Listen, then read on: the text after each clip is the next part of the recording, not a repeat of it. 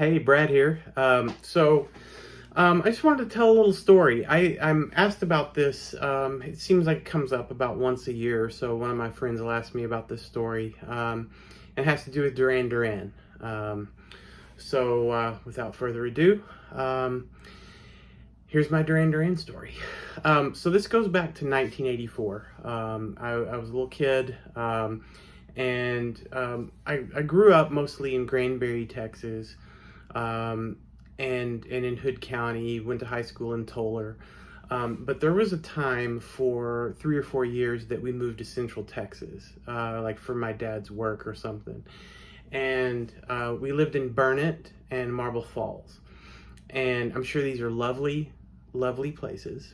I had a horrible time there. I was a new kid at a school where they didn't have a lot of new kids, so I got picked on a lot, and I didn't have a lot of friends. Um, I actually somehow managed to get in trouble for getting beat up. I think what would happen is there would be a fight. I wouldn't rat on anybody, not because I was, some just great honorable person, but I just thought if I told on them, I would end up getting beat up even more. So I wouldn't tell them, and wouldn't tell the principal who did it or whatever. So I would just get in trouble for fighting, and the people who beat me up wouldn't, and it was a mess. So eventually, my parents kind of gave up, and they put me in a private school. So I end up in Kingsland, Texas, not too far from Burnett, in this little private school that was inside of a church. And it was unique because they had gotten like this assembly hall area and had put cubicles that faced the wall all around the room. And they had maybe 50 kids there, and kindergarten through 12th grade was all in the same room, and everybody was working on these like self-paced books. And really the only source of happiness or hope that anyone had, there was no social interaction except for a couple of breaks throughout the day and lunch.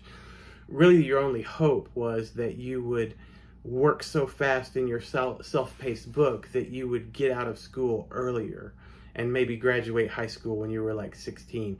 That was the only hope, because it was awful. I think along with that misery, added to more bullying, because I think a lot of kids just wanted to beat somebody up, or at least be mean to someone when you sat in a cubicle. It was a pretty miserable time. So that was my life at this point. Now, my grandmother, she lived in Kerrville, down farther south.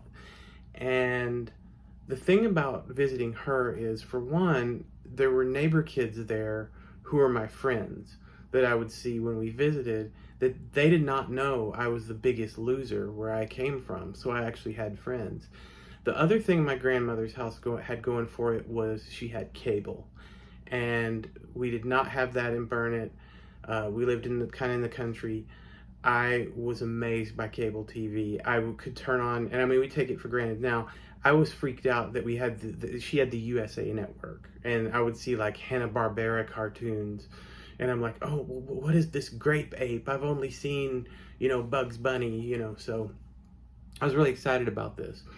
So one of the things that I discovered at night was USA had this show Night Flight. And for any Gen Xers, you're probably familiar with it. It was this really cool show where they would just show you cool things. Music videos, underground music, like cult classic films, independent films, all kinds of just weird stuff. And I was so excited by this. I felt like I was in this like members only club that of people that were in the scene now, and I'm just like this little kid, freaking out that I'm watching this cool stuff. So on this particular night, they were showing videos, and they had a world premiere of a new video by Duran Duran. As far as I know, no matter how big they had been before that, I had never heard of Duran Duran. I Wasn't familiar with a lot of music. We only got like a staticky radio station out of Austin. I only heard whatever the big hit songs were. I knew who Michael Jackson was and Cyndi Lauper, and I know that year in '84 I heard Van Halen for the first time. Other than that, just not super familiar with music. So the video they showed was the world premiere of The Reflex, and I'd never heard the song, wasn't familiar with the band, and I instantly was just blown away. Like, as soon as it started, it was like Simon Le Bon came out and he was wearing these cool clothes, and then they had like this keyboard player that I couldn't tell if it was a boy or a girl, and then the bass player was like the best bass player I'd ever heard, and this just all was just forbidden fruit. I can't believe I'm actually seeing this, and I was just glued to the television. And the first thing I thought was, I have to do something. I have to like capture this. So the first thing I thought was, I have to record it, because back then, you had a VCR, you would hit record. But the problem was, is I'm in this guest room and there isn't a VCR. So I look and I see a piece of paper and a pencil. So I grab it and I just start writing down everything I can about this video. Duran Duran, The Reflex, weird bondage looking girls above Simon Le Bon, or the singer guy. Why I don't you use it? I don't know. So I'm writing these lyrics down that are probably mostly wrong, but I'm just writing all these lyrics down. In retrospect, the video was probably really cheesy. I remember there was some kind of animated waterfall that falls on the crowd, and everybody's like wet for a second, and then the next second you see them, they're not wet anymore. And I'm sure if I went back and watched it, it's just ridiculous. But at the time, just unbelievable. This is the best song I've ever heard, the best band I've ever heard. So I'm just blown away by all this. So, I think, the next day or two, we had to go back to burn it. So on the way home, I remembered, oh, I've got this piece of paper in my pocket. I pull it out and I start like reading these lyrics and humming it to myself. I'm like telling my parents, hey, you guys need to turn the radio down up there. I'm busy back here. I've got something important. And I'm like just trying to memorize this song. So, yeah, unfortunately, we get back to burn it and I get back to school at Kingsland and I'm a loser again. So I'm back at school. I believe it would be Monday of that week. And I go to kind of hide like I normally do. And I sit behind this tree. And I'm just sitting there and I hear footsteps behind me. And I'm just kind of flinching already. I'm like, okay, is somebody going to hit me? Or they're going to call me something, call me names? Or what's going to happen? Well, I look up and there's this girl that I don't know. I know she goes to that school, but I really don't know anyone. And she introduces herself. And I believe she said her name was Janelle. And she asked me my name. And I'm kind of waiting for the punchline, like, why is she talking to me? And I realize after a couple of minutes of just kind of staring at her awkwardly that she's trying to have a legitimate conversation with me, and she's just being nice because there's only so many kids at this school. So I try to have a conversation with her. Might be the first conversation I ever had with a girl, as far as I can remember. And it's painful, it's awkward, it's, I'm doing my best, but I've just got a big bag of nothing. She's asking me a couple of questions about, what's my favorite subject in school, and I'm like, I like math, but also like English, but I kind of like science. I'm just a mess. And so at one point she asked me, what do you do outside of school? Now, the honest answer was, I go home and hang out with my mom and wait for my dad to get home, and maybe we watch Alf. I didn't have much going on. I didn't have anything going on. So for some reason, I said, I'm a musician. Don't know why I said it. I was not a musician. We had instruments around the house. My parents played. My brother was in the military, and there was drum sets sitting around the house. I'd bang on it sometimes, but I wasn't a good drummer. I would not call myself a musician, but I did that day.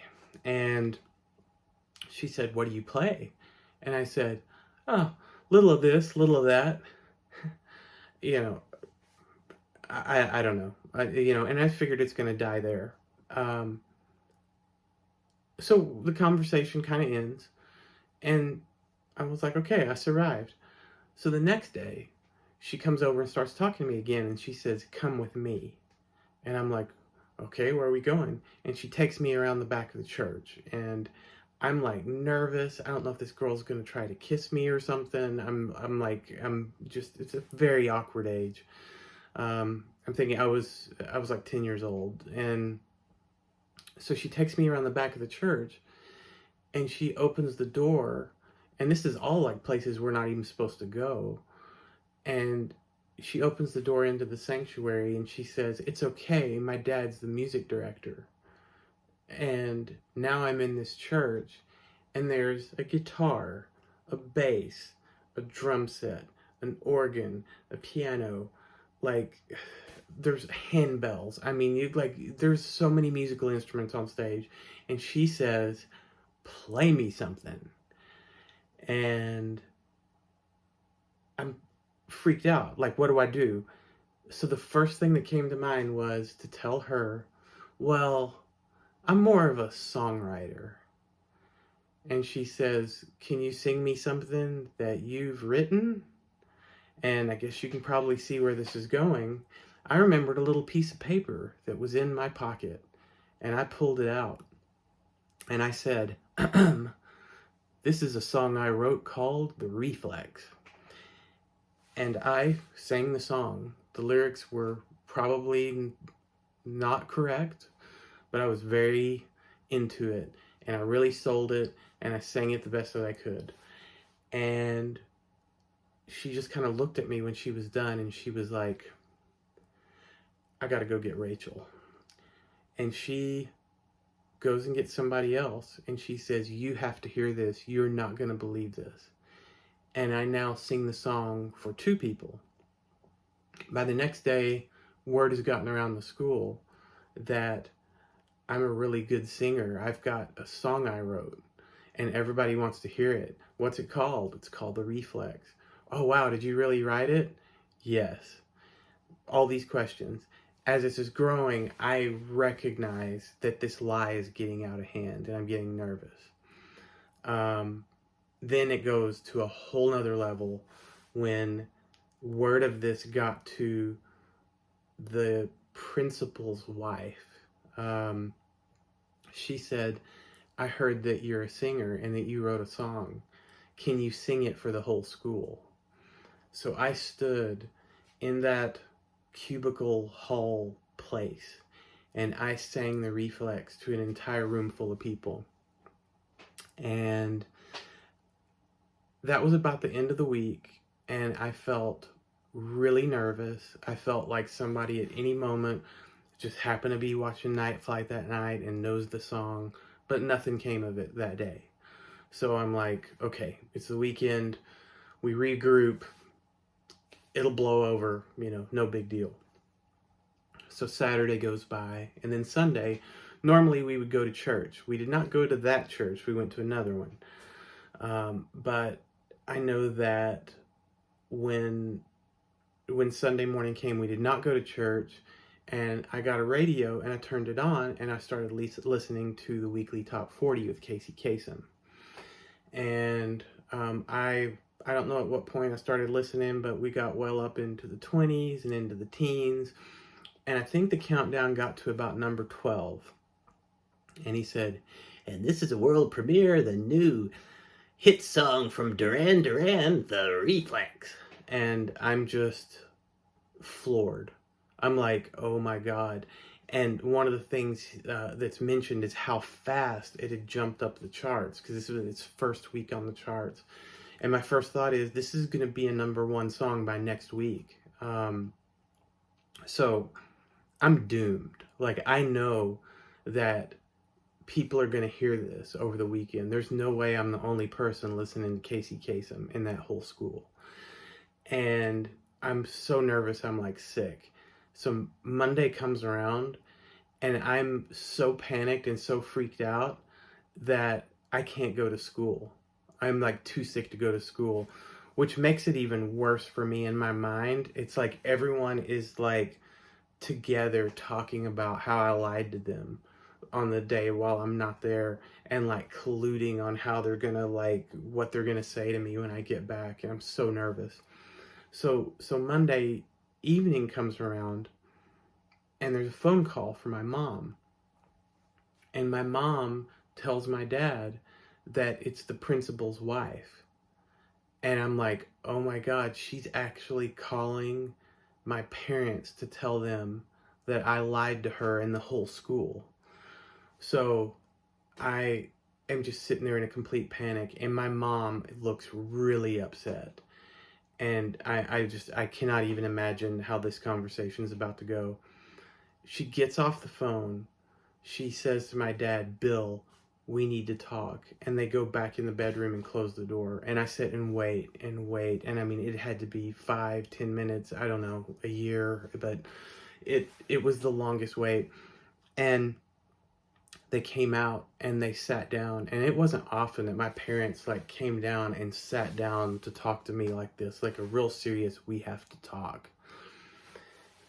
And my mom says, we have to talk about school. And she says, the principal's wife called, and your school is shutting down permanently. You're gonna have to find another school. You can never go back to your school again. And at first I thought I'd been like expelled for what I had done. But then I hated to even ask, but I went ahead and I said, why? And she said, she's like, I'm not sure how to explain this to you, but the principal at your school wrote a note last night, and he left town, and he's gone. And he left with one of the students, and he left his wife. And so the school has to shut down. He's the only person who's, has the accreditations, whatever, to teach. And this really didn't compute with me, because I honestly, like, even as far up as when I was a senior in high school, I never thought of my teachers or principals as people, as humans. I didn't think of them as having spouses and relationships and things like that. I figured that, like, if they took their clothes off, it would just be like a Barbie doll, and there's just, nothing in front or back. It's just like they were teachers. And I couldn't comprehend what she meant, that he left with this student. And I knew who the girl was. I didn't know her personally, but I think she was 17 or 18 years old. But the gist of it was, I couldn't go back to school, and I had to find another school. And the next lie that took place is when I pretended like I was upset about this, because the first thing I thought was like, I'm gonna get away with this, aren't I? And so my parents asked me, where do you want to go to school? You can go to public school. You could go back to public school and burn it, but I know that you got picked on a lot there. You can go to public school in Marble Falls. It's a little bit further drive, but I think a lot of the other kids from your private school are going to go to school there. And the first thing I thought was like, not going there. So then we found out there was another private school in Marble Falls that only had 15 students.